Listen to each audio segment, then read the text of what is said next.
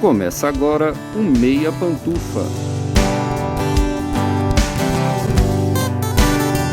Bom dia, boa tarde, boa noite, boa madrugada, pessoal!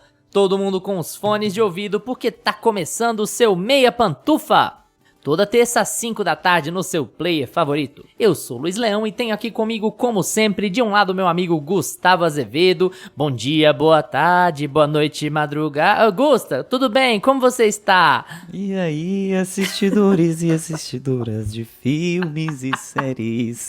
E também, como sempre, do outro lado meu amigo, que eu tenho certeza que vai cantar junto comigo se eu fizer a mesma coisa, Lucas Abreu. Bom dia, tarde, noite, madrugada, Lucas. Você tá bem, Lucas? Porque o tema de hoje, assim... tá complicado pra você. Um amante dos musicais, né? E aí, amantes dos musicais, cinéfilos amantes dos musicais, como vocês estão? Hoje vai ser um episódio aí, quem gosta de musical vai adorar, igual eu. Hoje a gente tem o nosso primeiro episódio depois do anúncio dos indicados ao Oscar. Então a gente finalmente sai do campo da especulação e começa a maratona para falar sobre todos os indicados a melhor filme e começar a dar nossos pitacos sobre os nossos favoritos. E como já é tradição no podcast, a gente tenta unir alguns dos candidatos tematicamente para caber no curto intervalo até a premiação, que é dia 2 de março. E o tema de hoje é claro para todo mundo, vamos falar sobre os dois musicais indicados a melhor filme. E de um lado, um dos grandes blockbusters do ano, Wicked. A adaptação da famosa peça de teatro conseguiu enorme bilheteria e é um dos poucos filmes indicados que está amplamente acessível ao grande público. Do outro lado, talvez o mais polêmico entre todos os indicados, Emília Pérez, a história sobre uma chefe do tráfico que procura redenção ao ajudar vítimas dos cartéis mexicanos. O que a gente achou dos dois filmes e quais são as chances de ambos no Oscar, considerando que o filme francês é o maior indicado do ano? Antes de começar, você já tá seguindo a gente no seu agregador favorito? Aproveita que ainda tá começando e clica em seguir. E se estiver no YouTube, se inscreve no podcast e curte esse episódio. É rapidinho e você se torna o primeiro a saber sempre que o Meia Pantufa tiver conteúdo novo. E tem outra coisa bem importante. Se o seu agregador de podcast tem um sistema de avaliação, dá uma notinha boa aí pro Meia Pantufa. Geralmente é um sistema de estrelas logo no começo do seu feed. Basta clicar no podcast e avaliar. Quanto mais avaliações boas, mais os agregadores distribuem o Meia para as pessoas interessadas. Chegou a hora, nossa maratona do Oscar tá começando. Gente, assim, eu adoro essa fase, viu? Eu acho que é a melhor etapa do podcast, disparado, assim, são os primeiros 3 meses. A gente só Oscar e só descendo pau nas coisas e elogiando as coisas. Eu acho maravilhoso. Hoje é dia, talvez, de uma mescla das duas coisas, né? Tacar-lhe pau e elogiar. Vamos ver como é que vai rolar isso aqui. Hoje é dia de Emília Pérez e de Wicked, no Meia Opinião.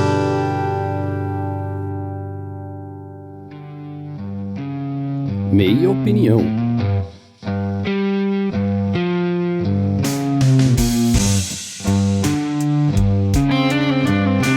Wicked é um caso muito à parte quando a gente vai falar aqui no Brasil, né? Porque eu não sei se posso falar por todos aqui, mas eu acho que é bem claro que o Wicked não tem no Brasil o impacto que ela tem nos Estados Unidos em termos de ser uma coisa extremamente popular, que a maior parte das pessoas conhece a história, sabe de onde veio, pelo menos, assim. Não tô dizendo que os Estados Unidos inteiros são a Broadway, não é isso, mas é porque Wicked faz parte da cultura popular num contexto muito diferente nos Estados Unidos do que faz aqui. Wicked não é uma história original Mágico de Oz, ela é uma leitura de um pós-Mágico de Oz, na verdade um pré-Mágico de Oz, né? Que tem todo um contexto social envolvido, a gente pode falar um pouco mais sobre isso depois. Mas ela é uma peça de teatro falando sobre a amizade improvável entre a bruxa má do oeste, que é a Elphaba, com a bruxa boa, que é a Ariana Grande, não, no caso, que é a outra, que é a Glinda. E fala sobre como elas eram amigas na juventude e uma história muito sobre preconceito, sobre lidar com as diferenças, sobre amizades improváveis e tal. Um comentário social sobre os Estados Unidos da época que usa a história do Mágico de Oz como pano de fundo para construir o seu contexto. Bom, a peça é muito famosa, mas em 2024 saiu o filme Wicked, que é a parte 1, ele é bem dividido no meio, bem Homem-Aranha através do Aranhaverso mesmo. E a gente acompanha a história da Elphaba, que é uma jovem de pele verde, que nasceu de pele verde porque ela nasce numa relação extraconjugal que envolve uma bebida verde lá. E ela cuida de uma irmã que tem uma deficiência, e ela é uma pessoa muito boa, muito legal, muito prestativa, mas ela sofre muito preconceito por ser verde num mundo em que ninguém é verde. E ao entrar na faculdade, lá por acaso, tem toda uma série de eventos bem comédia romântica pra entrar na faculdade, ela conhece a Glinda, que é a moça popular, na verdade popular, né, não pode falar popular, tem que mudar popular, que é a loirinha, patricinha, bonitinha, tudo mais. Ela conhece, elas começam a se odiar e depois elas passam a criar uma grande relação de amizade uma com a outra. Bem comédia romântica, uma coisa bem sessão da tarde, assim, nesse contexto, né, mas existe todo um subtexto muito legal em Wicked. O filme é dirigido pelo John M. Chu, que na verdade ficou muito famoso com o Crazy Rich Asians, que é um filme, não foi um filme de grande bilheteria, mas um filme muito bem sucedido, muito bem visto, porque nessa era da representatividade, né, foi um filme que foi muito falado por ter um elenco majoritariamente asiático e um diretor que sempre dá muitas oportunidades para atores e atrizes asiáticos, sempre conta essas histórias muito de um ponto de vista representativo, isso é muito legal, especialmente encaixando no contexto de Wicked, que fala muito sobre isso, né, eu acho que é um nome adequado pro projeto, pelo menos quando você pega no papel, e a gente chega aí com esse projeto em 2024, que terá uma continuação de um grande blockbuster, né, uma adaptação que definitivamente daria certo nos Estados Unidos, com grandes nomes. A Cynthia Erivo é a protagonista, a Ariana Grande é a coadjuvante, ambas indicadas ao Oscar em 2025, então além do filme nós vamos ter outras indicações pra gente falar aqui. Wicked foi indicado a 10 Oscars, é muita coisa, né? Tanto Wicked quanto Emília Pérez foram muito indicados, a gente vai falar um pouco sobre isso também. Hoje vai ter de tudo, vai ter música, vai ter contexto, vai ter música ruim, música boa. A gente vai começar aqui com Wicked, que é um dos grandes blockbusters do ano, né, Gusta? Fala aí um pouquinho o que você achou do filme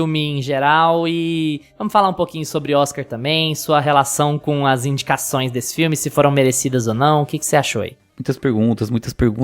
Muitas ansiedades aqui hoje nesse episódio, que eu tô doido pra falar muita coisa dos dois filmes. Mas vamos lá, eu acho que assim, minha história com Wicked começa com o anúncio do filme, que saiu umas primeiras fotos assim da Glinda, né, que é a personagem da Ariana Grande, dentro daquela redoma, aquela bolha lá e tal, assim, saiu primeiras cenas, vazam de Ariana Grande interpretando a Glinda e assim, tudo que mexe com essas divas pop, assim, fica muito hit, né, muito compartilhamento, Twitter, a coisa toda pega fogo. Todo mundo quer saber o que é que tá acontecendo e tudo mais. O episódio vai ser nervoso hoje, hein? Vai.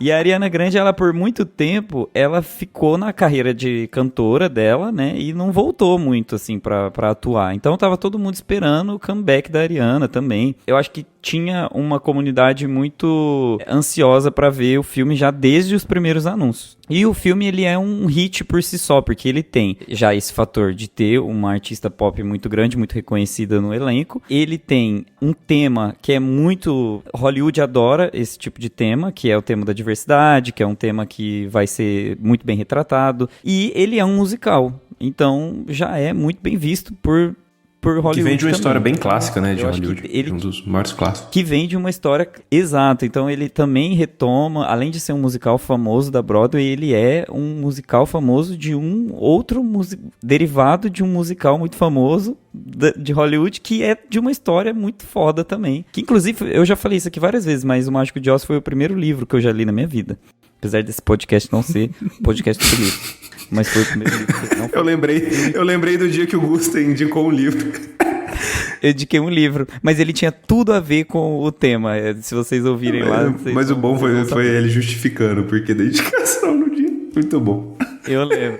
É porque não tinha filme sobre o livro. Era por isso. E esse tem até demais, né? Porque o Mágico de Oz é uma história, assim, que tá saturada. Todo mundo sabe o que é o Mágico de Oz. Todo mundo entende a história, o que significa o mágico, o que é a jornada, né? De ir até encontrar esse cara, quem é esse cara, a cidade da Esmeralda, o caminho do amarelo, os símbolos, né? Por trás dessa história. São muito conhecidos. Então, Wicked é um filme certeiro. É muito fácil assistir o Wicked. É um filme muito gostoso, assim, ele te remete a muitas coisas, ele tem muita nostalgia. Os cenários são muito encantadores, porque é tudo nesse mundo que, apesar da gente já conhecer, ele tem muitas possibilidades, né, de explorar a fantasia, de explorar o mágico, de explorar essas histórias que estão num conto de fadas, assim, né? Não seria necessariamente um conto de fadas, seria um conto de bruxas, mas essa pegada, assim, mais fora da nossa realidade, né, que encanta muito, né, e é um filme também muito com um cunho muito infantil,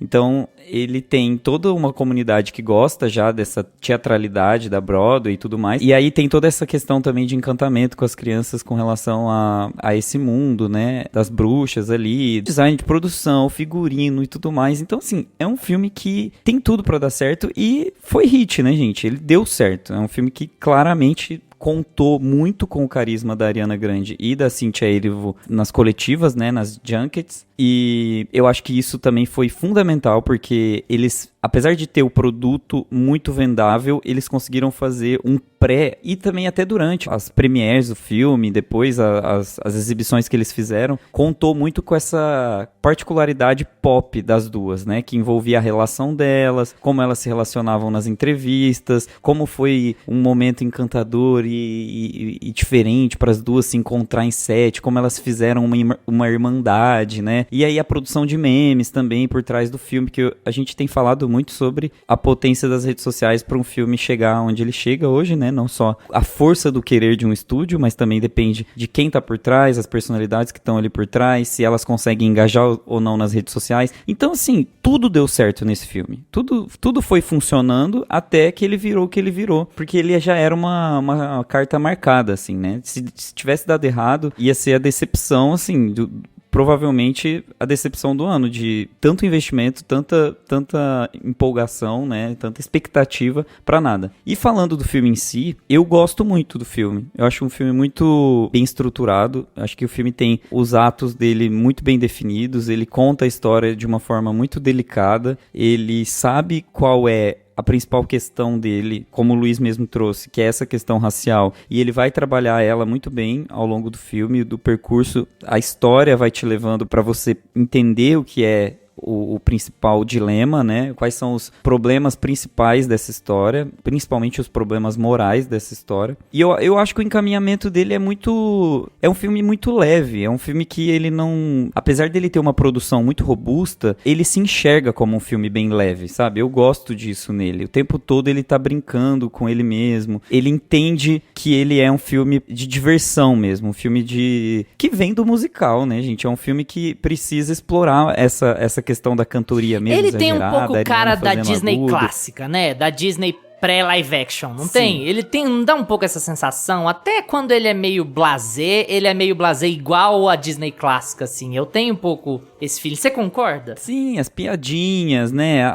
O jeito mais fofo, porém conservador também de fazer as piadinhas, né? Assim, tem toda uma abertura para essa facilidade de assimilação do público. Eu acho que é muito nítido, assim, que eles querem que todo mundo goste do filme. Ele é Família, né? Muito amplo, né? É família, exato. Então, eu acho que o filme, ele tem alguns deslizes que eu prefiro falar depois do que o Lucas falar, porque às vezes até ele antecipa algumas coisas, mas eu acho que são poucos perto do que o filme entrega como um todo, sabe? Ele é um musical bem completo, ele tem duas cantoras que estão cantando o tempo inteiro muito bem, entende? Isso pra mim já começa aí. Eu vou deixar meu shade pro próximo filme que a gente vai falar aqui, porque assim, as duas protagonistas, a Ariana Grande e a Cynthia Erivo, elas entregam muito no gogó, gente. É uma cantoria que deixa o filme crescendo cada vez mais, porque você sente que aquilo ali é uma entrega de performance mesmo. Então, gosto muito do filme. Tem alguns pontos, principalmente nos plot twists, que eu queria falar a respeito, que é a minha parte mais negativa, assim, o plot twist e como a trama esconde um pouco o plot twist, não sei porquê, mas eu tenho minhas teorias, mas no geral é um filme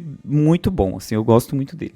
Lucas, eu vou passar pra você pra saber o que você acha, mas assim, eu acho que... A gente tava até falando um pouquinho off, como vocês sabem que vocês ouvem, vocês sabem que a gente não discute os filmes, mas alguma coisa ou outra sai, né? Eu acho que a nossa janela pra falar sobre o Wicked é muito boa, porque eu tenho a impressão de que se a gente fosse falar sobre o Wicked sozinho, e se a gente fosse falar sobre o Wicked em dezembro, a sua impressão sobre ele seria diferente do que a impressão que você vai dar hoje, falando de Wicked junto de Emília Pérez e falando de Wicked pós-Oscar, né? É por aí. É bem por aí. Eu fiz até um comentáriozinho pro Gusto aqui, não sei se o Luiz chegou a ouvir, mas depois de Emília Pérez, o Wicked até melhorou pra mim. Mas enfim, pra quem tá chegando por agora, não acompanha a gente há muito tempo, eu não sou um grande fã de musicais, quem já acompanha a gente há um tempo já sabe disso. Mas assim, né, eu não vou assistir o filme... Eu já sei que o filme é de um gênero que não me agrada tanto, mas também não vou ficar batendo no filme por causa disso, né? Vou assistir e vamos ver o que o filme tem a propor. Então, quando o filme fala sobre música e incorpora a música de uma outra forma, eu costumo gostar mais. Mas aqui, eu concordo com o Gusto quando ele diz que o Wicked traz essa... Porque o Wicked, assim, ele é baseado em cima de uma obra de outra, né? Que a gente tem o livro do Mágico de Oz, tem um filme, e aí a gente tem o livro de Wicked, que tem a peça baseada e o filme baseado na peça. E é toda uma construção ali de uma coisa que acho que todo mundo conhece. Tu fala Mágico de Oz, todo mundo já sabe o que é. E eu gosto dessa ideia. Eu acho a história do Mágico de Oz muito interessante, assim, esse conceito desse cara misterioso que é uma farsa e tudo mais. Pode falar isso já, né? Não é spoiler. Pelo amor de Deus, não, tá. Tem 100 anos, né? Tipo, o negócio é preto e branco. Enfim. Aos 33 anos, Jesus morre na cruz.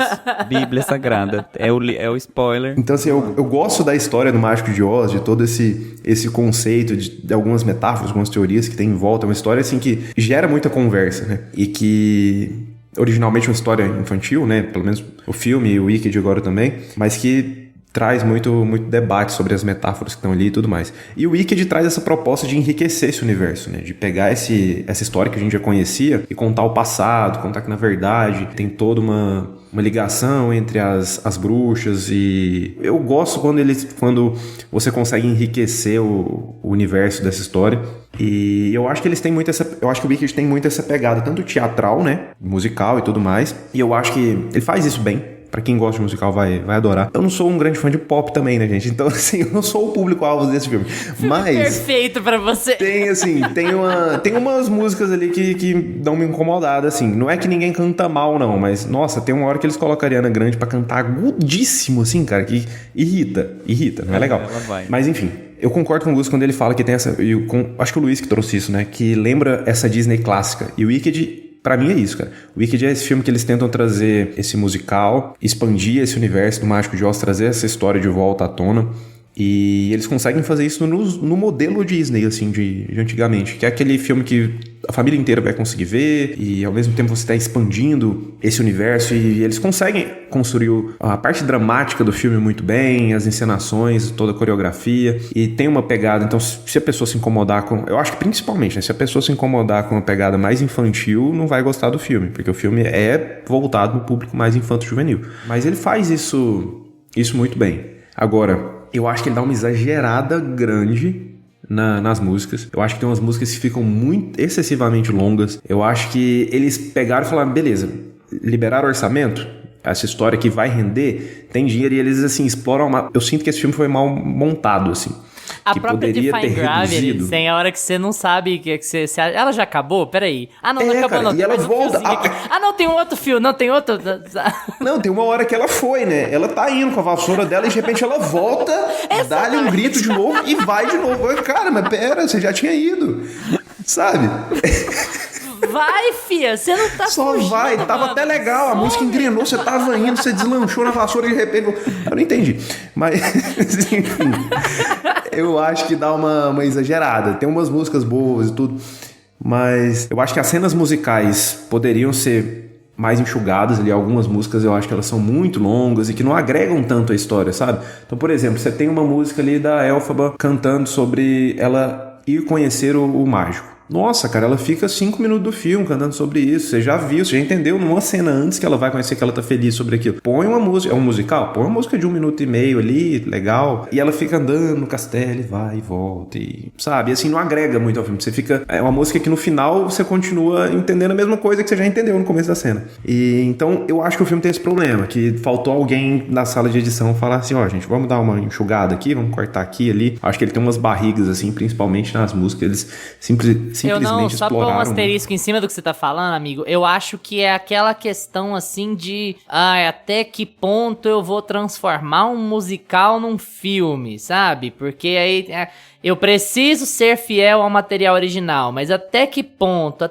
Qual é o limite criativo que eu tenho pra cortar, pra diminuir, pra adaptar, pra trazer pra tela? E eu acho que... Eu não vi o musical, não posso afirmar isso com certeza. A impressão que eu tenho é assim, vamos manter a maior fidelidade possível à peça, e isso vai significar que eu vou ter atos musicais mais longos, porque num teatro isso funciona sob outro aspecto, é sob outra lógica. Total. Cinema você tem uma visão diferente da coisa. Eu tô super supondo, isso é um chute, tá? Não é fato, gente, é opinião que eu tô dizendo aqui. Mas eu tenho essa impressão de excesso de fidelidade ao material original, pra não desagradar, porque é o filme que se direciona pra não desagradar ninguém, né? Mas aí ele acaba tendo essas coisas que encaixam melhor no teatro do que encaixaria no cinema. Não sei, uma teoria. E eu tô com o Luiz, também tem essa opinião aí, que eu acho que a decisão por trás disso é essa. Mas, resumindo, cara, por ser sobre o Mágico de Oz, por ser conseguir enriquecer essa história e trazer o passado ali dos personagens, eu acho que o filme consegue acertar nisso. Eu acho que o filme tem um bom clímax, por essa escolha de dividir o filme em duas partes. Eu acho que eles conseguem finalizar o filme bem, porque você sente que teve um final. Você não sente que cortou no meio a história. Você sente que a história se encerrou, que a Elphaba tem uma evolução muito boa, assim, no filme. Eles conseguem construir muito bem o arco dela e encerrar ali na hora certa, porque quem conhece a história do Mágico de Oz sabe que tem muito pano pra manga aí, que dá pra fazer um próximo filme, chegando lá na história do Mágico de Oz. E eu gosto dessa decisão, de como o filme consegue construir a história dos personagens, principalmente da Elphaba, consegue construir esse arco dela e parar no momento certo, sem ficar aquela coisa tipo Duna. O problema de Duna 1 é esse, né, que parece que é uma grande introdução, né, e aqui eu acho que eles conseguem ter esse timing, mas acho realmente que eles têm essas cenas muito longas, algumas músicas que acabam não agregando, porque você tem músicas ali que agregam, que você consegue entender uma construção sendo feita ao longo da música. Você consegue entender aquela música agregando na narrativa mas a música é pra ser uma performance bonita, não é pra agregar na narrativa. Mas pra mim, que já não gosto muito, eu gostaria que ela agregasse em alguma coisa. Gosto mais quando as músicas vão me mostrando algo da história, assim. E, cara, eu gosto da Cynthia Erivo. Acho que ela tá muito bem, mas não acho que é uma atuação tão pra isso tudo, não. E a Ariana Grande, convenhamos que ela canta legal, e é isso. Ela canta bem. Pronto. Aí eu já atuação, eu já gosto bem mais da Ariana do que da Cynthia. Eu gosto bem mais da Ariana. A atuação dela já não gosto tanto. Eu acho que ela tem um timing cômico legal. Eu acho que ela é tão irônica, assim. Exato, ela é tão... Ela é muito engraçada. O timing cômico dela é bom. Ela dá aquela jogadinha aqui do cabelo dela, aquela coisa. Mas... Gente, o Lucas, a gente tá vendo ele na câmera. Ele não é grande, tá? Ele fez a jogadinha da Glinda. Enfim. Isso tá pra... poucos... Ela tem os momentos dela. Eu acho que quando ela vai o timing cômico dela funciona, ela canta bem e tudo mais, mas fora isso, eu não vejo grandes coisas na atuação dela, mas ela sustenta o filme, vai embora, incomoda. Mas a Cynthia Erivo, acho que ela tá bem, mas não acho que é pra tanto não, gente. Pra premiação e tudo mais, acho que ela tá ok ali. E assim, eu gosto de como eles enriquecem a história. E algumas coisas que vão sendo construídas ao longo da história pra te contar só lá no final. Então, por exemplo, você não mostra o rosto do pai da Elphaba e lá no final você vai fazer um link com isso. E assim, eu acho que eles deixam uns mistérios, assim, umas pontas que vão deixando você mais engajado na história. Eles acertam nisso. Mas acho que algumas coisas ficam repetitivas, né, como eu falei. E acho que o filme ele tem ele acerta no tom infantil enquanto visual. Enquanto construção de mundo, enquanto design de produção, enquanto nas músicas, em todo... Como o texto vai sendo guiado até um certo ponto. O filme é bonito, eu acho né? Que eles, o dinheiro é bem gasto. O filme é bonito, mas eu falo assim, na pegada infanto-juvenil, eu acho que eles vão bem, mas que chega um momento que eles tornam a história infantil demais. E sabe, se você assistir, sei lá, um Harry Potter e a Pedra Filosofal, que é o mais infantil, né, da saga ali, eu acho que o Chris Columbus, ele acerta em como fazer isso. De ter esse mundo que você vai agradar o público infanto-juvenil, mas não deixar tudo infantil demais, sabe? E eu acho que aqui eles erram um pouco a mão. Chega uma hora que as coisas ficam muito infantis, as interações entre os personagens, as explicações que vão tendo. Quando ela sai da escola e ela chega lá no Mágico de Oz, as coisas acontecem muito rápido. Quando ela chega até o mágico, pra mim, do nada já é, não, peraí, agora eu estou contra você, agora nós já somos inimigos, e é isso e pronto.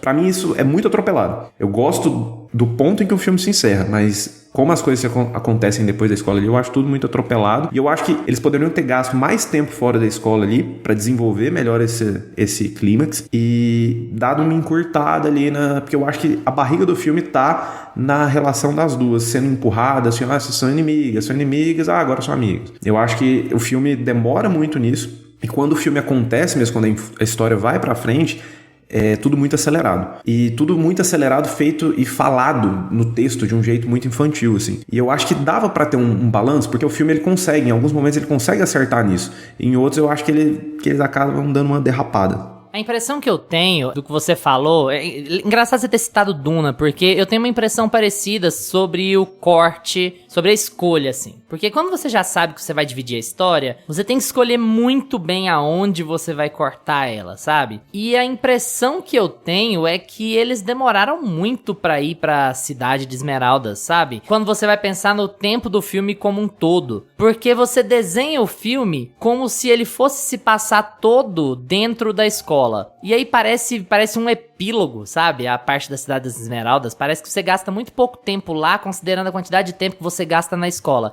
Então é aquela coisa... É a mesma crítica que eu fiz sobre Duna 1.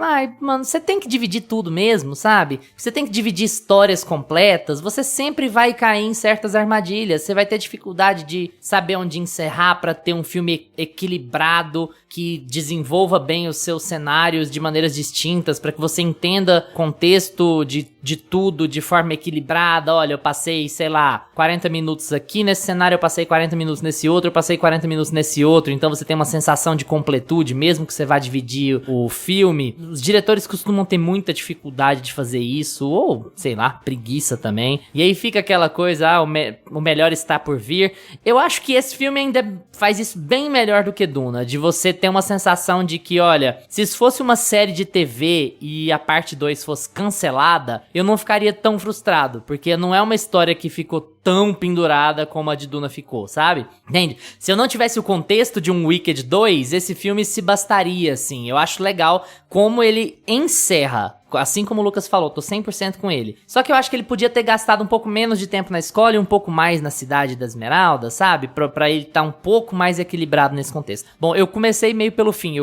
porque eu puxei uma ponta de onde você tinha falado. Eu gosto do filme, acho o filme um pouco covarde, assim, sabe? Muito conservador. Eu acho que ele vai naquela onda do... Precisamos agradar o maior número de pessoas, que é a onda dos blockbusters, de um filme da Marvel, sabe? Precisamos agradar o maior número de pessoas e pra isso a gente vai fazer uma série de fatores para levar as pessoas ao cinema. O primeiro deles é agir nos trailers como se o filme não fosse um musical, que é uma tendência que tem existido na indústria, porque tem muita gente que não vai ao cinema porque é musical, que distrata simplesmente pelo gênero. Acontece, não vou criticar nem elogiar a pessoa por fazer isso, mas assim, existe uma tendência de público de reclamar quando vai ao cinema ver um musical. Então os trailers já foram meio covardes. Se assistir um trailer de Wicked, você vai ter dificuldade de ver que o Wicked é um musical, sendo que o Wicked é um dos mais famosos musicais de todos os tempos. Então já é uma decisão de marketing meio estranha, assim, sabe? Mas enfim, e o filme, ele é muito tradicional, assim, sabe? E não vou colocar isso como um defeito especificamente, só como uma constatação. Eu acho que todo mundo aqui concorda, né? O filme é muito tradicional, ele tem um ritmo super de comédia romântica. São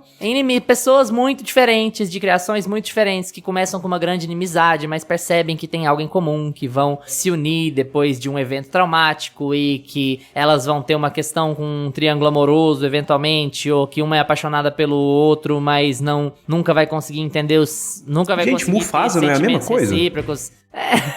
Enfim, eu não vi Mufasa. Vocês viram o trailer de Mufasa, é a mesma coisa? Mas é bem Rei Leonesco, assim, o filme. Eu achei um pouco... Por isso que eu até citei uma Disney clássica, assim. A Disney clássica não é a Disney dos anos 90, né? A Disney clássica é pra nossa geração. Mas o que eu tô entendendo, o que eu chamei de Disney clássica antes, eu quis dizer dessas animações da nossa geração, o Rei Leão e a Pequena Sereia. Você tem uma sensação, assim, que é sempre uma sensação agradável. Vai ser muito difícil você sair de Wicked e falar assim, nossa, que bosta. Principalmente se você foi ao cinema. Eu saí e achei, gostei, sabe? Só que é também aquele filme que corre pouquíssimos riscos, e eu falo isso em todos os aspectos, e isso também tá pra mim na Cynthia Erivo, que tem uma atuação competente, pra mim, não é nada de extraordinário. Acho a Ariana muito mais chamativa, gosto muito mais dela no filme, acho que ela traz toda a graça do filme, não só no humor, assim, ela traz todo o charme do filme com ela, mas... Uma pessoa que nunca viu a Ariana atuar vai dizer isso com tranquilidade. Uma pessoa que já viu a Ariana atuar vai saber que a Ariana tá atuando do mesmo jeito que ela sempre atua. Ela tá fazendo um personagem típico, ela não tá mostrando nenhum alcance, assim. Então é aquela coisa, ela é o personagem mais divertido do filme, mas ela é a mesma coisa que ela sempre atuou. Todos os papéis de atuação dela, ela é exatamente assim. É a burrinha que fala meio agudo, que é meio deslocada, que, sabe? Ela não fez nada de diferente diferente do que ela fazia na Nickelodeon, sabe? Então tem essa Nossa, coisa. Eu veio gosto da da atuação Nickelodeon. dela, mas é um padrão muito específico, Ela é né? Sam, A Cat, Sammy alguma coisa Cat. assim o nome da Sam. Que era um spin-off do iCarly, no caso, né? Então, eu gosto, mas eu vou ter pouco conteúdo pra espremer de Wicked pra falar pra vocês, porque eu acho o filme muito conservador, muito tradicional, assim. E por isso é até um pouco difícil de atacar. Eu acho ele muito competente, como um todo. Eu acho ele muito bonito, ele é inquestionavelmente muito bem dirigido, e eu acho as atrizes muito carismáticas, apesar de não estarem entregando grandes coisas, assim. Mas eu acho a história muito bem conduzida, eu acho ele muito fiel à ideia de um musical. Quem gosta de musicais vai sair muito bem agradado. Quem vai ver um filme muito família vai dar risada da Ariana Grande, vai gostar das situações, vai sentir pelo Tyrion Lannister cabra, que a gente tem aqui o Peter Dinklage, né? Sim. Eu tenho pouco a falar sobre o filme nesse sentido, porque eu acho ele muito tradicional dentro do que você espera de um blockbuster aqui nesse encaixe. Se a gente for considerar que o Wicked é o Avatar desse ano, eu acho o Avatar um filme bem melhor, assim. Que é o blockbuster que se enfia no meio dos filmes de Oscar. Eu acho o Avatar bem melhor, porque eu acho o James Cameron mais, sei lá, agradável. Eu acho que ele é mais corajoso visualmente, e isso agrega um roteiro mais simples, sabe? Exato. Se a Fabi tivesse aqui, ela ia falar isso. A Fabi fez um post, enfim, ela comentou muito sobre a cor do filme. Nossa, a gente tem que falar disso. Ele é um blockbuster, sobre como o filme é um blockbuster apagado, e as cores, elas estão sempre chapadas, sempre aquela coisa de saturada, sempre meio sem graça, sendo que a gente tá falando da cidade de Esmeralda, da calçadinha de tijolos amarelos, do sapatinho de Mas é a escola Marvel do Dorothy, blockbuster, sabe? né, amigo? É aquela coisa assim, você faz o mais Exato. chapado possível, porque ao mesmo tempo que é fantasia, os caras vêm com essa concepção de que fantasia não vende, de que cor, criatividade não vende, porque é a escola Marvel de coisas verossímeis. Ai, beleza, o cara solta peidos de fogo, sim. mas tem que ser verossímil, tem que parecer científico, high-tech, não sei o quê. Então é assim, vem dessa escola do blockbuster que usa risco mínimo. É fantasia, é mundo do Mágico de Oz, é a cidade de Esmeraldas, não sei o quê, mas tem que parecer crível. Você não pode ter uma interação mais Cara, mas eu mágica, acho que o problema não é mágica esse. ou Eu acho que vai colorida pra outro demais. rumo. Fica uma coisa mais assim, blasé, porque arrisca pouco, né? Você entra numa onda muito, muito padrão, assim. Cara, mas eu já acho que a gente entra num outro ponto, porque a fotografia, cara, realmente é muito chapada e é uma coisa assim de não ter um tratamento de luz, que tem uma hora lá que ela tá cantando, é uma música da Ariana Grande com o Príncipe, eu esqueci o nome dele, que eles estão cantando quando ele chega na escola. Cara, que você vê a silhueta dos dois e fica uma luz vindo e voltando, que fica, você não consegue nem ver direito, sabe? Aquele rosto meio apagado na sombra. Cara, você vê que é um negócio que dava pra ter sido muito mais bem tratado, assim, na fotografia. Você pega um ano que tem Furiosa, a gente teve Avatar esses tempos, o próprio Duna, cara, que acerta numas fotografias ali de silhueta, de deserto, de sol. Então, assim, dá pra você fazer um blockbuster que seja... O filme, ele tenta ser colorido, ele enche de cor, só que ele não põe em tratamento, fica um negócio todo chapado ali e é isso, sabe? E era aonde dava pra explorar muito mais coisa ali, cara. Não, Mas é eu porque acho aquela coisa assim, né, Lucas? Que é um rolê meio... O charme do Mágico de Oz é o Technicolor. E aí parece que o cara tá com um pouco de receio de emular o Technicolor, porque hoje não é assim que se faz. Não é assim que se filma mais. Dane-se, amigo, não vai ser o excesso de cor ou a falta de cor que vai prejudicar a bilheteria do seu filme. Explode a fantasia, sabe? Explode a criatividade. Tasca a cor nessa merda. Põe o filme estourado. Ninguém vai criticar. As pessoas vão olhar e falar assim, nossa, é o Technicolor. Lembra o Mágico de Oz original. Oh, legal, hein? Então, Total. assim, tem essa coisa meio apagada mesmo, mas eu acho que é simbólico da banalidade, da falta de coragem. E eu sei que soa muito, parece que eu tô batendo no filme. Não é isso. Eu acho o filme bem agradável. Eu saí do cinema bem contente, satisfeito com aquilo. Só que é aquela coisa que é sempre medíocre, assim. E, gente, medíocre não é negativo. Medíocre é sinônimo de mediano. É na média, assim, é a sensação que eu tenho. Mas assim, Gusta, você falou que queria fazer breves apontamentos negativos. Vou passar o microfone pra você antes da gente passar pro próximo tópico. Eu tava aqui pesquisando que tem um filme, Oz... Eu ia falar isso, Mágico e Poderoso. The Great. É Oz, Mágico e Poderoso. Ele é do Sanheim. E ele é bem colorido. Ele é mais colorido do que o do que... Assim, mas ele parte um pouco dessa escola um pouco mais chapada, assim, mas ele é mais colorido, ele é um pouco Ele é um filme meio ruim, mas se você pega os frames, ele é muito mais bem fotografado, assim, e incorpora muito mais essa coisa da fantasia. Pera, Doutor Estranho 2? Sim, Um filme do Sanheim que é meio ruim, mas você pega os frames e você fala, poxa, legal. Ele já vinha de antes. Bom, né?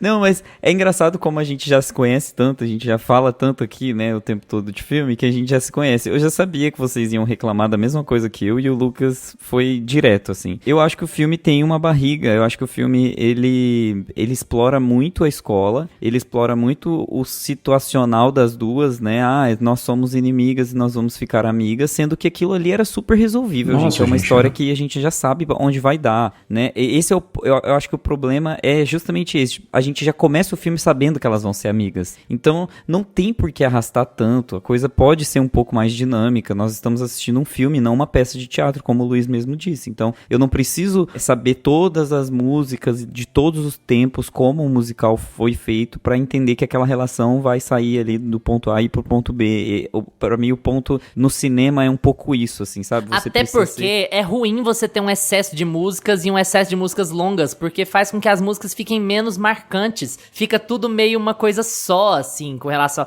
O que destaca? Você vai destacar Defying Gravity porque todo mundo que tem mínimo conhecimento sobre isso conhece Defying Gravity. E Popular porque ela tem a melodia mais marcante de todas, né? Porque ela vai Popular. Sim. Então, tipo assim, fora isso, você vai lembrar de poucas músicas do filme, assim. Sim. Exato. E aí também tem dois outros pontos. O plot twist do filme, ele é um pouco confuso lá no final. Eu acho ele assim, quando vai ter aquela revelação do porquê qual vai ser o pedido dela e por que ela não pode fazer o pedido e de porquê, eu acho ele um pouco confuso o momento e como é dito, porque aquilo não é explorado muito bem no passado. Então, o que acontece? Eles focam tanto na relação das duas que quando chega no clímax do filme, que é justamente fazer o embate entre o Oz e a Cynthia e a personagem da Cynthia Erivo, né, a Elphaba, aquilo ali parece que não tem peso. Não tem peso suficiente, porque não foi explorado o suficiente. Foi explorado, sei lá,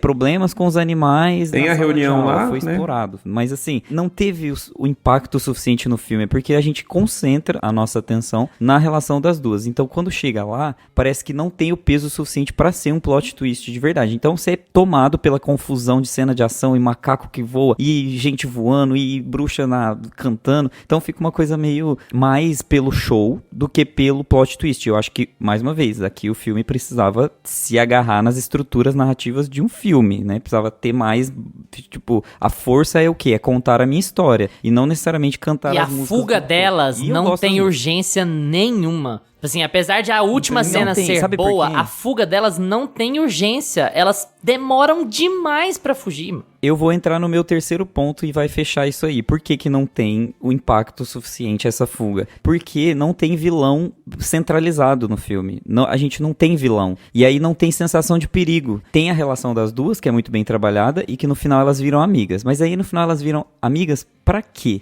Por quê? Elas poderiam só subir na vassoura, elas podiam só ir embora e dar um jeito de ir embora, porque a gente não ia sentir muito essa sensação de perigo. Agora, a gente tem a nossa diretora, que é interpretada lá pela Michelle Yeoh, e ela tá como... Tipo assim, até então nós não sabemos qual é o papel dentro da história ali pra ela e tudo mais, mas a gente descobre que ela tem um papel importante pra dar o plot twist, né, pra reviravolta. Ela se perde dentro da história, dentro do plot twist, perto de um outro vilão que é apresentado. Então você já não sabe mais pra onde você vai direcionar seu olhar. Tem duas situações de vilania que você não consegue se adaptar rapidamente pra... Eu não tô percebendo qual que é o peso de cada um desses personagens, sabe? Qual é o perigo da diretora com relação àquelas estudantes? Tipo, o que ela pode fazer para elas? Ela vai tirar elas da escola? Ela vai matar? Ela vai mandar o macaco pegar? E o Oz, que a gente acabou de ser apresentado, qual é o tipo de poder que ele tem? Ele só tem essa máquina falante ou ele consegue fazer outras coisas que podem deixar elas realmente em perigo? Então, eu acho que esse ponto, assim, a hora que chega lá no final e não tem um peso suficiente dramático e narrativo para as personagens fazerem o que elas fazem, a gente fica um pouco perdido. E aí vira show, vira música e foda-se, e é isso. Eu acho legal, acho, porque eu gosto das vozes, eu gosto das músicas, acho ok. Mas quando você vai depurar o filme, fazer assim, dar uma destilada, você percebe que não tem muito filme ali, não tem muita estrutura, tem mais show. Esse é exatamente o meu ponto quando eu falo que eu acho que eles ficam muito tempo ali na escola, explorando a amizade das duas, sendo que a gente já vai saber o que acontece, e deixa esse final muito corrido. Mas eu acho que eu me incomodo com a mesma coisa que você, só que em pontos diferentes nesse clímax e no roteiro em si. Porque pra mim, o Oz e a diretora fica muito bem estabelecida. Assim, a diretora, se bate o olho nela desde o começo, você fica pé atrás, né? É aquele... Nossa, eu bati o olho nessa diretora, eu fiquei lembrando daquele meme do Adriano, o imperador, assistindo o Gato de Botas, que ele posta um story assim: cuidado, gato, esse ovo aí é filha da puta, hein? Tipo...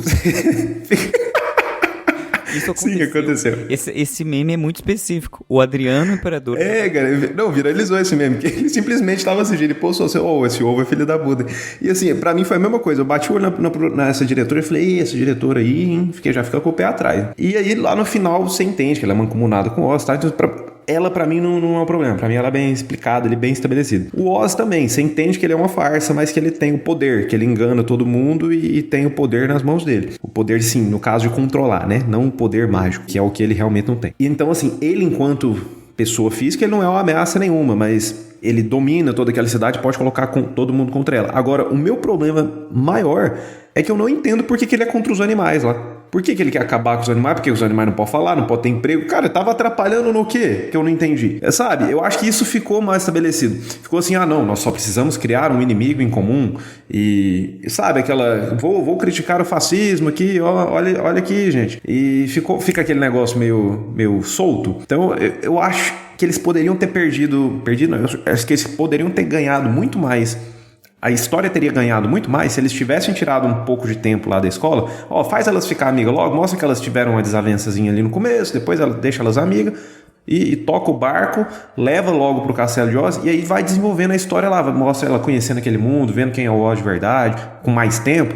E porque assim, pra mim ficou muito, muito solta essa questão dos animais. De, beleza, eu quero ter um inimigo em comum, escolhi os animais. E é isso, vou dominar a partir disso. Cara, ficou muito bobo, ficou muito solto isso daí. Então, pra mim, isso é o que me incomoda. Isso deveria ter sido melhor explorado, até porque é o que, pelo menos comigo, é o que me deixou mais curioso. Você chega na escola e aí cai aquela pedra e você vê que por trás tinham os animais lecionando, você vê que só tem um último animal ali que tá lecionando, você vê que tá acontecendo um movimento, e pra mim isso foi o que mais me pegou na história. Você me deixou curioso, falei: beleza, eles vão explorar mais isso daí. E aí simplesmente eu acho que não precisava de um inimigo em comum para controlar as pessoas. Tipo, cara... Eu entendo essa lógica, mas não sei, eu acho que depende muito de como você vai analisar a coisa. Se você analisar texto, né, como diz o Gustavo, se for depurar e tal, se for analisar parte a parte, você pode ter uma sensação um pouco de falta de perigo, falta de urgência por ter falta de perigo. Mas o contexto é tão interessante, o contexto desse universo de Mágico de Oz, porque o Oz é um engenheiro que está se passando por mágico. Então você vai ter essa estrutura do progresso científico atrapalhando a magia. Isso tá no contexto de Oz, tá no contexto de Wicked, que é assim, o progresso científico minando o aspecto mágico das coisas. Então, nesse sentido, a Elphaba é uma ameaça e os animais falantes são uma ameaça, porque os animais falantes são magia, e aquilo é antinatural, aquilo é anticientífico, aquilo é antiprogresso. Então, tem uma coisa, assim, de maturidade, né, de perda da infância, ou sei lá, chame do que você quiser, mas da estrutura, enfim, acadêmica, o que quer que seja, matando essa coisa mais espiritual, mais mágica, mais... Então, assim, você tem um contexto muito interessante pra você explorar, que acaba ficando pouco explorado por conta de coisas mais banais do filme, como a demora na construção da relação delas, ou da demora em estabelecer essa ameaça, ou da obrigação de colocar músicas inteiras ali dentro, que não necessariamente tem a ver com você embarcar melhor nesse contexto, sabe? Você tem um pouco de dificuldade de entender por que os animais são uma ameaça ao Oz. Você tem que ler muito nas entrelinhas pra sacar o que tá acontecendo ali. filme parece só maldade por maldade, sabe? Seria ok num filme da Disney você falar em maldade por maldade, mas não é exatamente um filme da Disney, porque a Elphaba é uma personagem pra ser cinzenta. Esse é o problema. A leitura que você faz da Elphaba é a leitura de você entender que nem todo mundo é mal 100%, ou que as pessoas podem ser levadas à maldade pelas circunstâncias, né? Então, tipo assim, o filme é construído sobre você pensar que as pessoas podem ser levadas à maldade pelas circunstâncias. Os maus tratos dentro da sociedade vão levar pessoas potencialmente boas à maldade. Então, ou então a maldade vai depender da leitura, vai depender de quem tá falando. Então você tem muito subtexto pra explorar ali, mas você explorar esse subtexto, mas você ter uma noção de um cara que faz maldades por fazer maldades, que é a sensação que você tem na briga do osso com os animais, acaba minando um pouco isso. E aí você tem uma quebra de expectativas, assim, sabe? Você tem muito subtexto pra trabalhar, porque tanto o livro, quanto o filme original, quanto o musical da peça adaptada, eles trazem muito desse subtexto, mas na hora de passar pra tela, você gasta o seu tempo em coisas menos importantes, em coisas mais tradicionais, em coisas que o público já deveria estar cansado de saber, porque você quer arriscar pouco, porque você tem que arriscar pouco, porque o filme é muito caro. E aí a gente entra na mesma argumentação que a gente tem direto aqui no podcast, né? Sobre o preço dos filmes obrigar ao risco mínimo, e você obrigar ao risco mínimo ser a morte da criatividade em certos aspectos. Tudo isso falando de um filme que eu até gosto, né? Mas quando a gente começa a analisar parte por parte, a gente tem uma sensação um pouco de perda de potencial, de certa maneira. Se o filme fosse um pouco mais barato, tivesse menos obrigações, talvez ele se arriscasse um pouco mais em rumos que poderiam ser mais interessantes para conduzir a história e esse contexto da história. Eu acho que no fim das contas, para mim, o problema principal é um pouco esse. Gusta e Lucas, vou começar com Gusta, mas aí, Lucas, você já pode embarcar na conversa aí quando você estiver afim. Temos 10 indicações para Wicked. Temos maquiagem e cabelo, né? Makeup and hairstyle. Melhor trilha sonora, temos melhor som, melhores efeitos visuais, melhor filme, melhor atriz principal, melhor atriz coadjuvante, melhor edição, melhor direção de arte, melhor figurino. Muita categoria, né, Gusta? Como que você acha que o Wicked vai sair aí? Vamos lembrar que tem Duna no meio, né? Especialmente para as mais técnicas. O que você tá esperando aí? Sim. Tá, mas mesmo Duna estando nas mais técnicas, eu acho que Duna vai tirar muito azarão dessa vez, assim, porque foi muito mal visto pelas indicações, não foi indicado nem pra diretor. Pouquíssimas, né? Morreu legal, assim, o Duna. Nossa, tá morrendo Duna, assim, é muito estranho e não sei se é... Eu não sei o que tá acontecendo, se é pelo Chalamet tá fazendo agora o... 2 filmes, né? Dividir um pouco a atenção. Lá, né? 2 filmes, talvez tá dividindo, não sei o que pode estar acontecendo, mas eu tenho um pouco de medo. Eu acho que, principalmente em categorias de maquiagem, de figurino, tem muita chance de ganhar, porque são as categorias que jogam muito a favor do que o Oscar pede, né? Que é essa coisa, esse design de produção e esses figurinos um pouco mais clássicos chamam muita atenção, né? Essa coisa do vestidão, os babados e por mais que seja de fantasia, mas é uma fantasia musical também, então tem vários check boxes, assim, pros votantes da academia. Eu acho que ia ser muito divertido, muito mesmo, se levasse um dos grandes, assim, sabe? Tipo assim, se levasse filme, ia ser muito engraçado, porque ia derrubar todo mundo do cavalo. Olha, e existe uma chance real de levar filme, viu? Isso não somos Wicked? Nós falando, sim, não. Tá vindo nas Variety. Pela média. É porque a média, né, gente? As votações no Oscar são muito estranhas. Se eu for explicar aqui, vai mais meia hora. Mas, enfim, existe uma chance real de Wicked levar. Não é um ano tão forte, não é um ano de um grande favorito, como era Oppenheimer, por exemplo. E assim, como eu tô aqui no episódio de Wicked versus Emília Pérez, então, pra mim, a partir de agora, qualquer filme que ganhe, já expondo a minha opinião pro próximo filme. Qualquer filme que derrube Emília Pérez, gente, eu estou felizíssimo. Mas ia ser engraçado se o Wicked ganhasse, sabe? Eu tenho essa sensação. Cara, eu acho que figurino... Eu acho que se, na minha humilde opinião, mereceria mais em categorias técnicas, tipo figurino, maquiagem, cabelo, talvez até trilha sonora. Mas, de resto... Eu não acho que merece nem melhor filme, nem melhor atriz. Não acho que merece montagem, porque o filme tem uma boa barriga, muitas coisas ali que dava pra ter mexido, cenas muito longas. A gente falou aqui da fotografia, então, cara, fotografia e direção de arte, pra mim, nossa, nem de longe. Então, o filme é bem genérico. Então, assim, o filme, pra mim, é isso. Ele fica muito na média, sabe? Eu acho a história muito interessante, gosto dessa construção e tudo mais, mas em termos de premiação, eu acho que ele é um filme acabou ficando tão genérico que não... vai ser tão forte, não, viu? Eu acho que o Wicked deve passar... Inclusive, eu acho que o Wicked deve passar mais batido que o Duna. Eu acho que o Duna ainda leva umas coisinhas de categoria técnica. E o Wicked deve ser o azarão, viu? O que vai ter várias indicações e vai sair de mãos abanando. A minha questão aí é momentum. Não é nem momento, é momentum. Porque é o momentum que levou, por exemplo, Ainda Estou Aqui, a lista de melhor filme. É o momento que tá a campanha, é a atração que certas campanhas pegam e que outras deixam de pegar. É a força que o estúdio põe ou deixa de pôr. Então, assim, eu acho que Duna vai sair zerado e eu acho que o Wicked vai levar vários desses técnicos. Se não levar melhor filme, mas assim, eu acho que o Wicked vai levar vários desses técnicos, assim. Eu acho que efeitos visuais é uma barbada que vai levar. É bem possível que leve som, é bem possível que leve trilha sonora, é bem... Trilhas concorrentes, trilha sonora original é engraçado, né? Não deveria poder.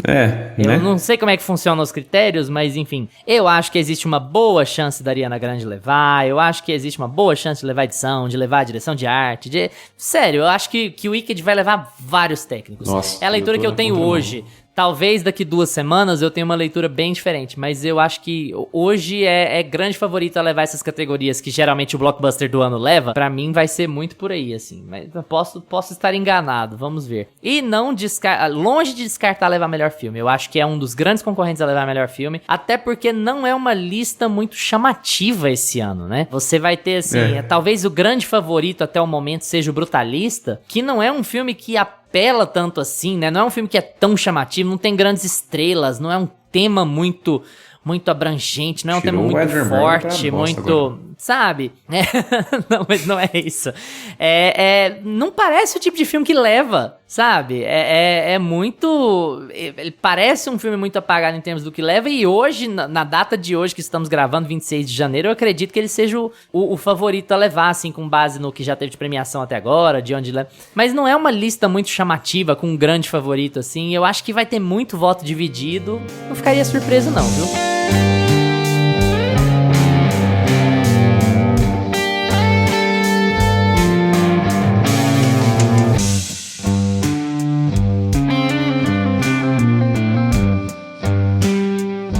Bom, em Emília Pérez, o filme francês do México, nunca se sabe, a gente acompanha a história de uma advogada que recebe uma oferta para ajudar um chefe de cartel a se aposentar e desaparecer para poder viver a vida que ele sempre sonhou, que é ser quem ela é, assim, passar pela transição e viver longe do crime e tentar se redimir do crime e, enfim, todas as questões que a gente vai ter envolvendo transexualidade e o mundo machista, horroroso, patriarcal que vivemos e das drogas. Gusta, Emília Pérez é um caso à parte, assim, né, cara, porque, olha, eu falei muito em tração, momentum no final do último bloco, e assim, foi um filme que foi perdendo momentum. É engraçado assim como a atração dele foi sumindo. Já houve um tempo em que a gente considerava barbada que a Carla Sofia Gascon fosse a favoritaça a levar a melhor atriz, e a campanha já não indica isso, e o filme tem 13 indicações no momento que ele tem sofrido mais represálias por todo o contexto, e não o contexto da transexualidade, longe disso, mas o contexto da sua produção e da sua real representatividade e do seu real impacto. Esse é a aposta da Netflix pro ano, né? O filme é uma produção francesa, mas ele é distribuído pela Netflix, é um rolo todo lá, e ele é o maior indicado do ano. Ele foi indicado a 13 Oscars, o que parece uma obscenidade, assim, mas vamos falar um pouquinho aí sobre a Emília Pérez. Gusta, boa sorte aí, faça um comentário. Sei nem um comentário, né? Um só. Eu não sei nem por onde começar. Eu não sei. É sério, o Lucas, era pra ele começar. Tá? Eu queria falar que o Lucas em off falou assim, deixa o Gusta começar esse aí. Que eu quero tomar um todinho aqui, deixa eu tomar meu todinho aqui e o Gusta vai falando, terminei, quer que eu comece? Ouvindo. Não, agora vai. Não, agora eu vou começar. Eu vou achar um lugar pra falar, um lugar pra começar. Mas assim, esse filme, ele é todo errado, gente. Esse filme, ele é todo errado. Esse filme, ele não tem motivos de existência. Esse filme não deveria ter existido. É o Green Book desse ano? Aliás, Nossa, não, muito não, bom. muito Book pior. Eu acho que tem muita gente comparando também com Crash, né? Que é... bom, pra contextualizar, por que eu por que a gente tá puxando esses assuntos assim de filmes, o Green Book, o Crash. Hollywood sempre precisa se provar como uma indústria relevante, né? Que é o core dos Estados Unidos, do soft power dos Estados Unidos, dessa coisa de mostrar poder pela cultura e por que os Estados Unidos está sempre à frente, sempre na vanguarda, sempre mostrando pro mundo que é possível viver um mundo democrático, feliz, sabe, diverso. Hollywood? Mas o filme não é francês, amigo? Como assim Hollywood? Entre em mais detalhes. Não, as 13 indicações, as 13 indicações foram de Hollywood, né? Não, mas o meu ponto de vista foi o seguinte, esse filme é o filme internacional mais nacional da face da Terra, né? Isso. Existe. Foi. E por aí vamos começando, então. Então, o Hollywood sempre precisa desse tipo de filme. Temos o nosso amigo francês Jacques Audiard, que se vocês já quiserem odiar, Jacques Audiard, ele... Nossa, mano. Se vocês quiserem... Eu pensei nessa mesma piadinha. Podem começar a odiar ele mesmo, porque ele é o diretor pedante preferido de quem gosta de odiar gente pedante, assim, ele, infelizmente, pedante ele não tá dando uma bola dentro, tudo que ele tá falando sobre o filme tá piorando o carisma que pelo menos o elenco tem, sabe, o diretor vai lá e destrói, porque ele é um francês, e ele fez um filme sobre o México, com um elenco... A maioria do elenco não é mexicano, tem uma atriz que compõe ali o núcleo principal, que é do México. Ele filmou o filme em Paris, ele não foi para locações no México gravar, e quando ele foi questionado sobre isso, ele disse que ele já sabe o suficiente sobre o México. Pesquisou. Simplesmente. Ele pesquisou e tudo que ele já tem para falar sobre o México, ele já pesquisou, ele já sabe e ele já tem de informação. E aí nós temos um outro subtema, né, além do cartel do México, que é um tema que ele quis trazer aqui, a gente tem um outro subtema que é a transexualidade, como o Luiz falou na introdução, de uma ex-líder de cartel que faz uma transição, né, e agora ela tá querendo organizar a sociedade de outras formas e também organizar a vida pessoal dela de uma outra forma ali, pra ela ter uma felicidade, pra ela buscar a redenção dela. Acho que o filme fala muito sobre redenção. E assim, nada disso funciona, sabe? O acesso ao México não funciona, retratar o cartel no México não funciona, retratar a transexualidade não funciona, e outra, o filme também é um musical.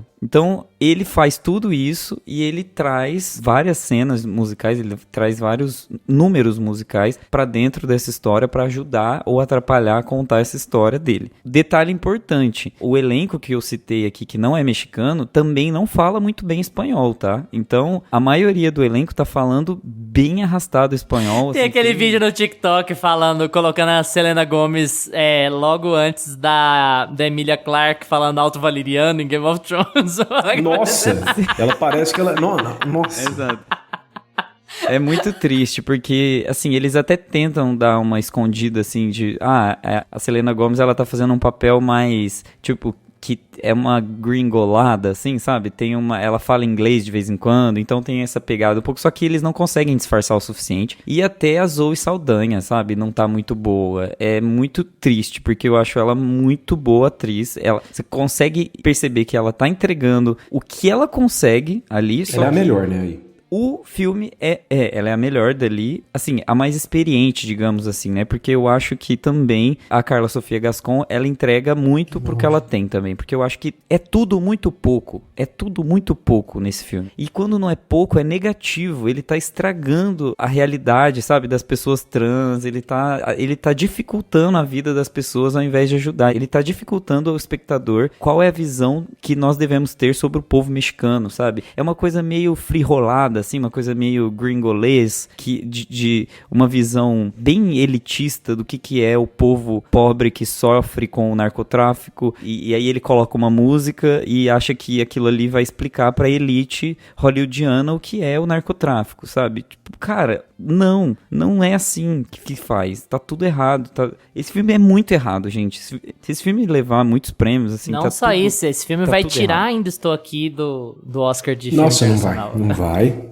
É perigoso ainda. E assim, esse é o problema, porque volto pro meu argumento principal, pro meu primeiro argumento, que é, ele é um filme que foi montado pra provar que Hollywood tá à frente do seu tempo, porque com a vitória do Trump, tem uma corrida excessiva pra mostrar que os setores não conservadores, os setores liberais, eles estão preocupados com a imagem dos Estados Unidos. Então você colocar um cara francês, que já tem uma visão de fora, fazendo um filme que tá retratando o México, o povo sofrido do México que o Trump está deportando, entende? Então já tem essa narrativa. Dentro de um contexto de transexualidade, que é a chefe do cartel, ela é transexual e ela está protagonizando o filme que levou 13 indicações ao... Sabe, tem toda uma narrativa que por trás... O contexto é tão bonito, é tão lustroso, é tão brilhante. Politicamente, esse filme é tão lindo, mas ele é uma bomba. Esse filme é horrível, ele não retrata esses temas de uma forma confortável para nenhuma das minorias que ele tá tentando retratar. Então,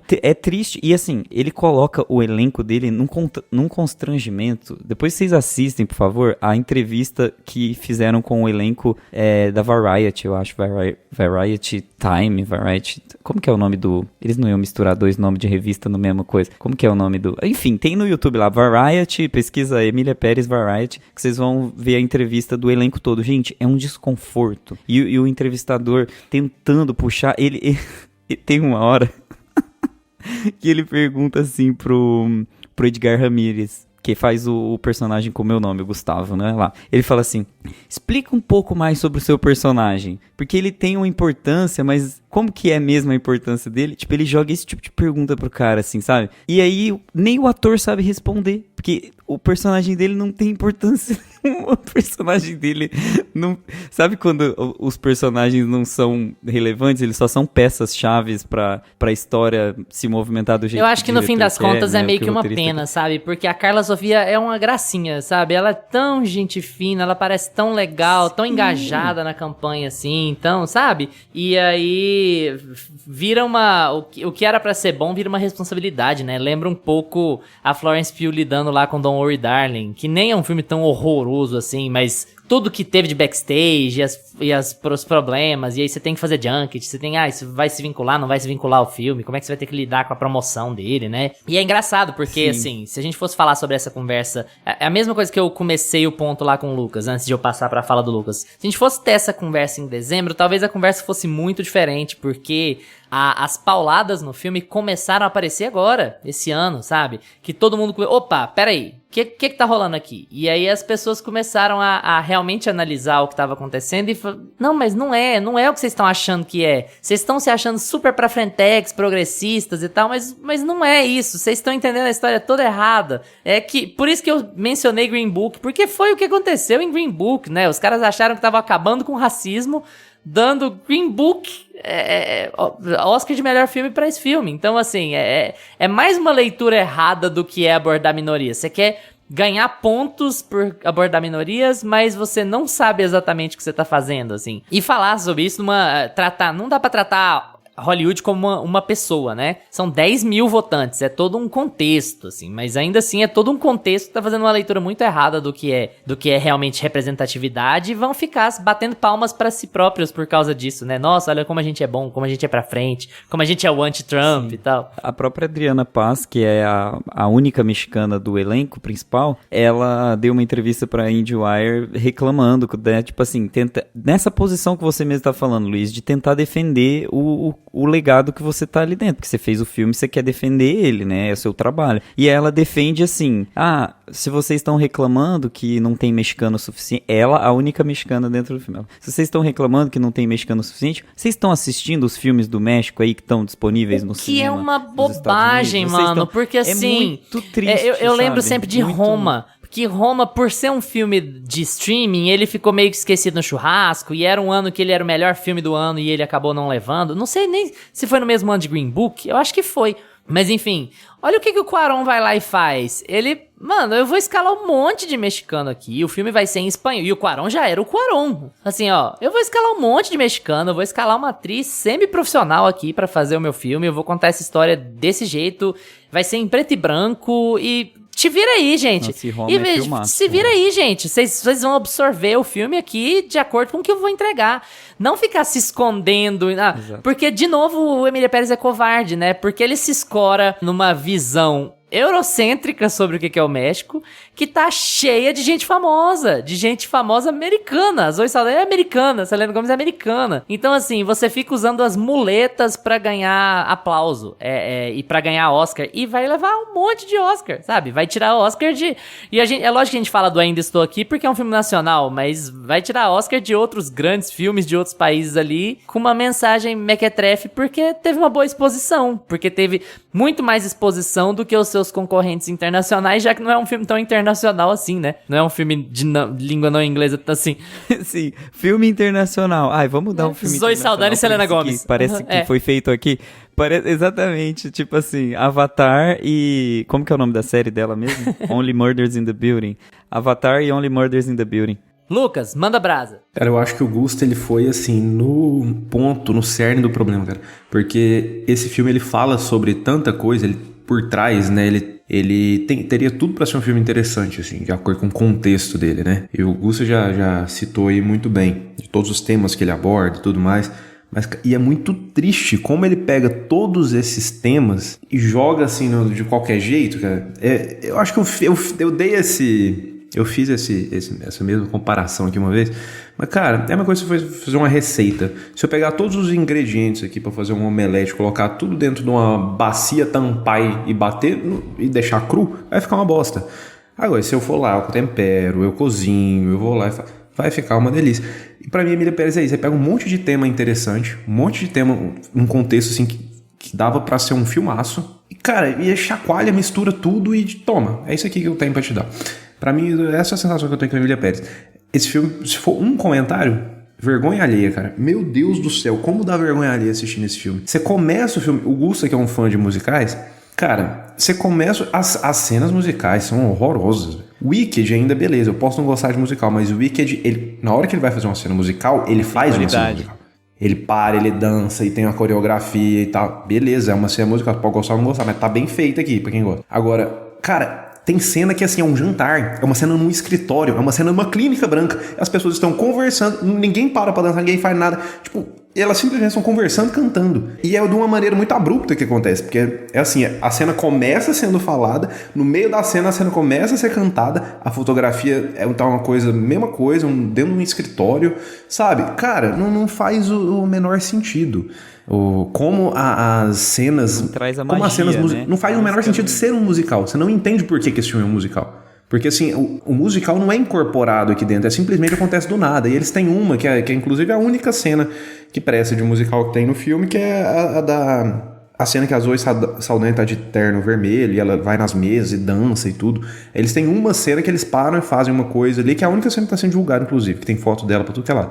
Mas, de resto, cara, na hora que o filme começa, eu fiquei perdido no começo do filme. Porque o filme começa do pior jeito possível, cara. Ele começa, assim, a cidade escura, à noite, você não entende direito o que a personagem Zoe Saldanha... E ela começa... E é uma música... As músicas são muito verborrágicas, assim, cara. Nossa... Ela começa assim, a violência, aqui tem violência, tipo, meu Deus, velho, por quê? Não existe mais entrelinhas, não existe mais sutileza, não existe nada, é só, tem que ser tudo escancarado, assim, é todo mundo burro. Fica descrevendo, né, tem uma literalmente assim, eu sou sim, não vou não, eu sou sim, eu não vou não, lembra do cara do, vou não, quero não, posso não, minha mulher não cara, deixa não, a cena que ela vai no hospital pra conversar com os médicos lá sobre o procedimento cirúrgico, cara, nossa senhora, é vergonhosa, assim, é a coisa mais verborrágica que você pode pensar na face da terra, assim, cara, e é repetitivo ainda, e é repetitivo.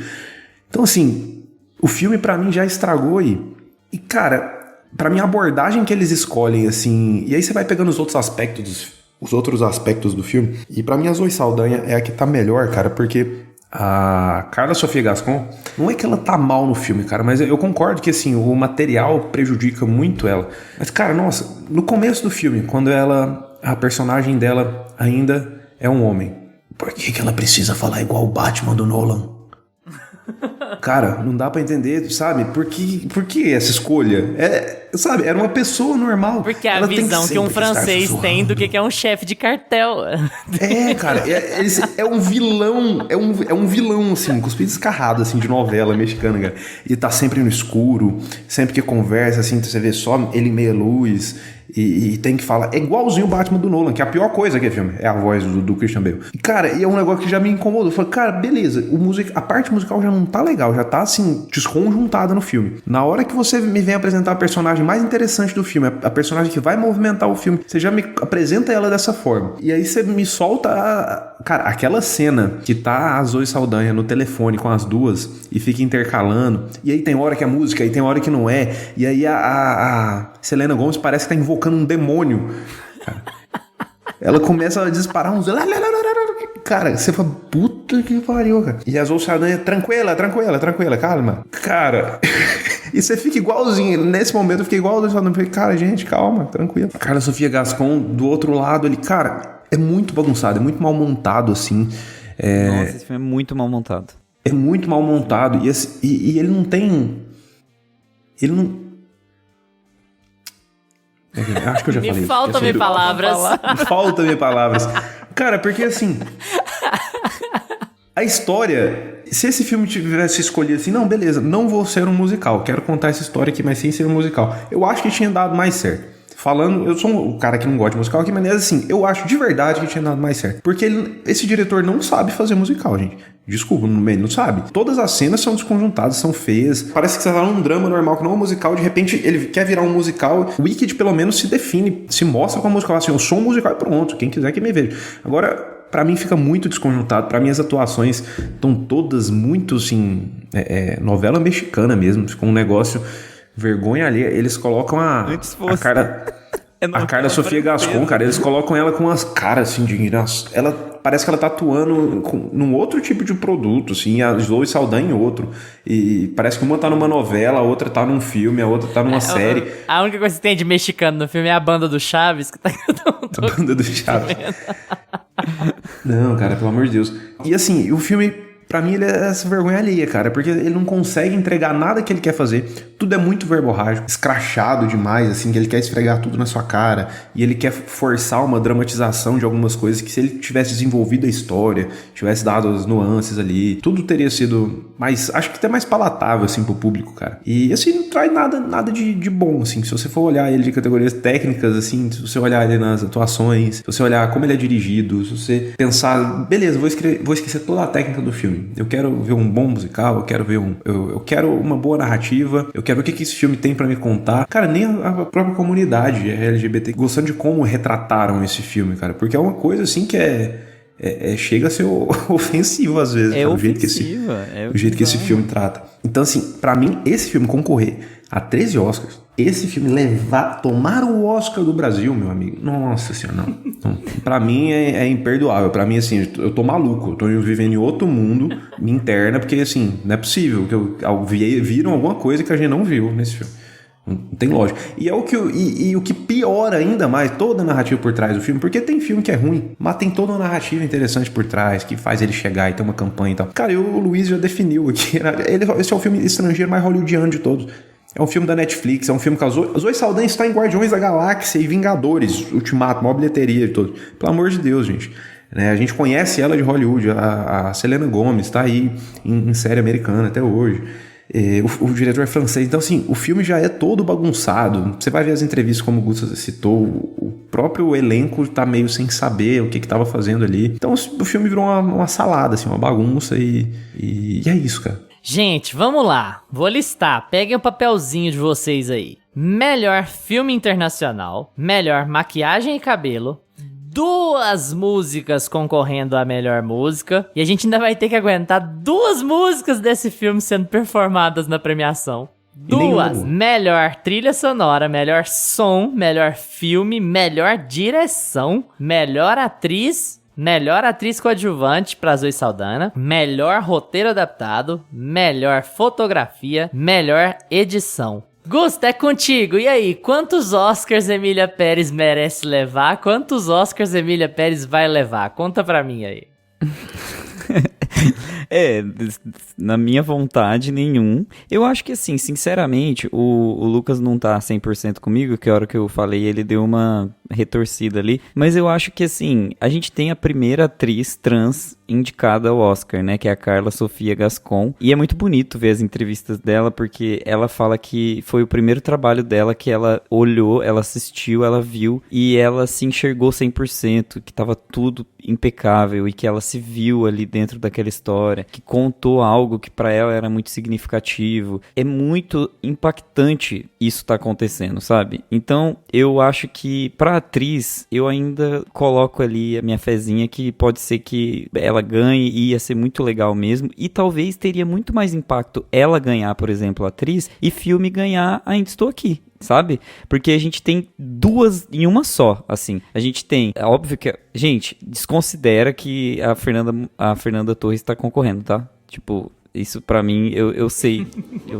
que a Fernanda Torres, eu sei que a Fernanda Torres é a Fernanda Torres, mas tem formas de contar pra Hollywood e de Hollywood se contar essas histórias. Vamos pensar só como Hollywood, tá? E não como patriota. Tem formas de contar essa história pra Hollywood e de Hollywood se contar essa história muito mais práticas e muito mais verdadeiras, pé no chão, do que a que eles estão tentando enfiar a goela abaixo na gente com essas 3 indicações de Emília Pérez, entendeu? Eu acho que poderia ser uma saída pra premiação esse resultado. Mas é óbvio que eu vou torcer pra Fernanda Torres. Isso é óbvio. Mas assim, é a única... É porque a gente tá analisando a Emília Pérez, tá? Mas é a única saída que eu vejo, assim, franca, verdadeira, a única motivação que eu veria pro filme ter um resultado positivo. É o único contexto válido que ainda tá contando pro filme, né? É a única coisa que eu tiraria, é uma atriz assim, não americana trans, sabe, ganhando um prêmio desse, o contexto, e Hollywood adora o contexto, né? Exato. Só que é aquela coisa, a campanha perdeu o momentum, eu acho que é isso, eu acho que ela já foi muito mais favorita do que ela é hoje, essa é a linha. Hoje eu acho que a Demi Moore tá nadando de braçada.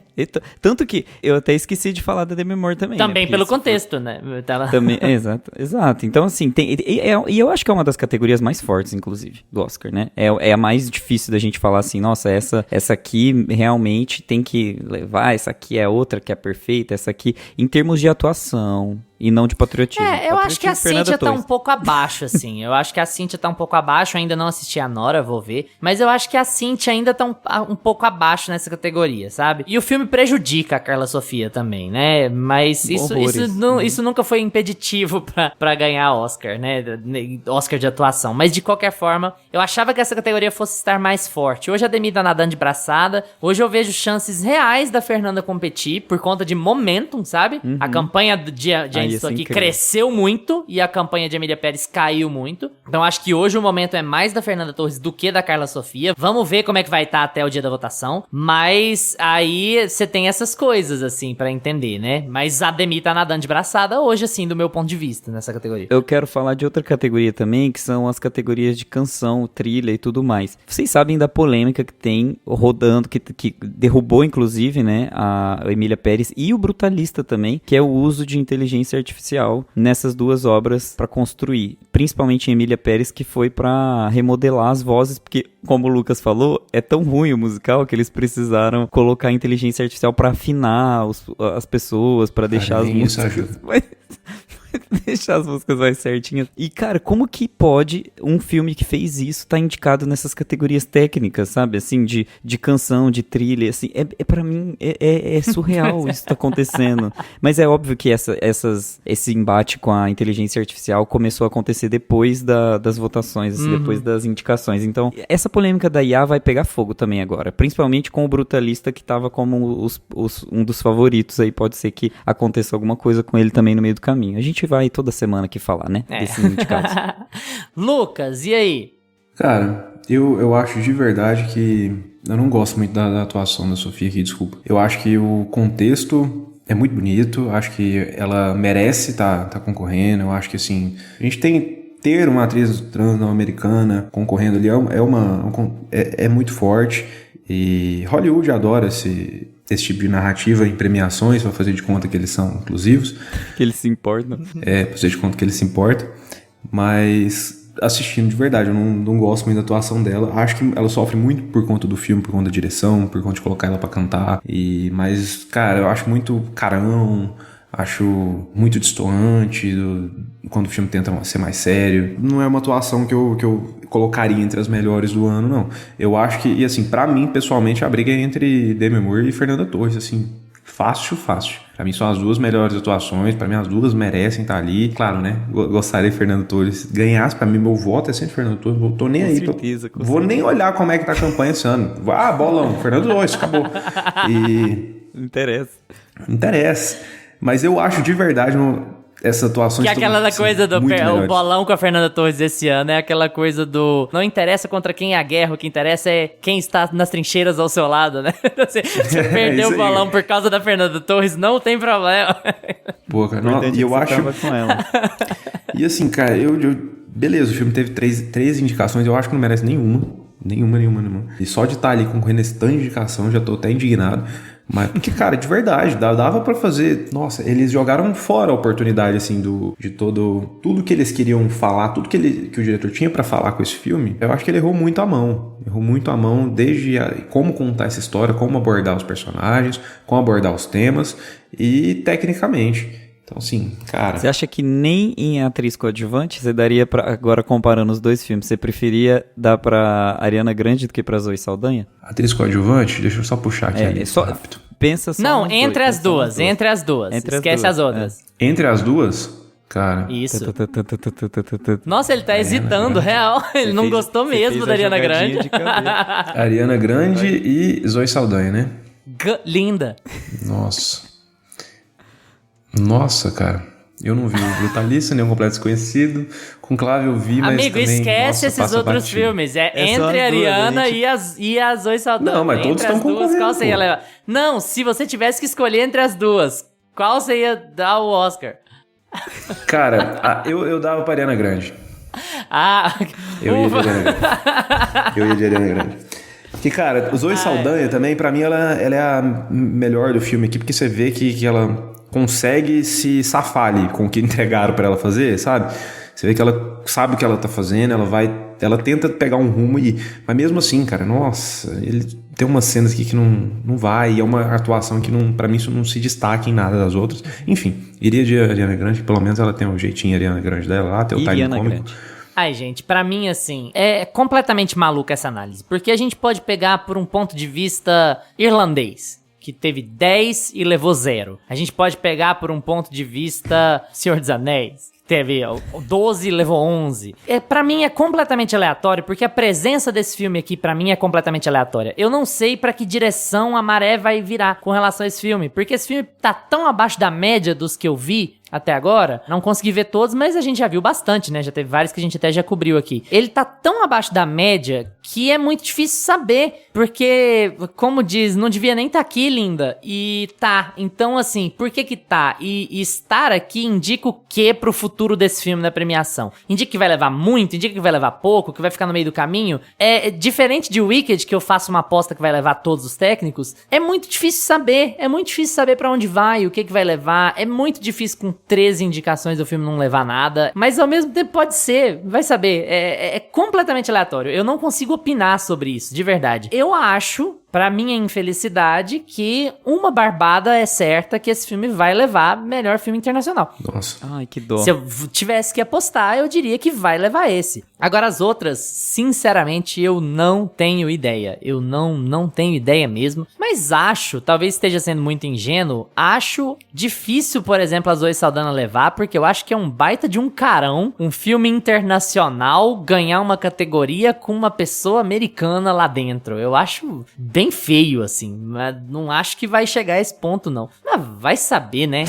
Sinceramente. A que ponto vai saber, chegamos? vai saber. Nossa, cara. Já é difícil assimilar.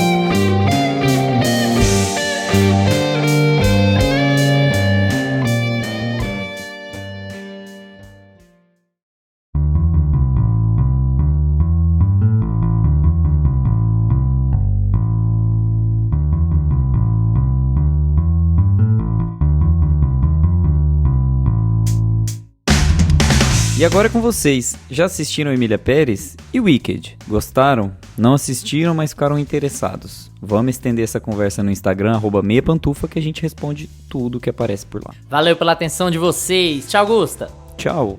Tchau, Lucas. Tchau, galera. Lembre-se de seguir a gente no seu agregador de podcasts preferido, seja ele Spotify, Apple for Podcasts, Deezer, Amazon Music, YouTube. Terça-feira que vem a gente tá de volta com mais Oscar e mais Meia Pantufa pra vocês. Tchau! Este podcast conta com locuções de Carla Leão e Lucas Meleiro e edição de Luiz Leão.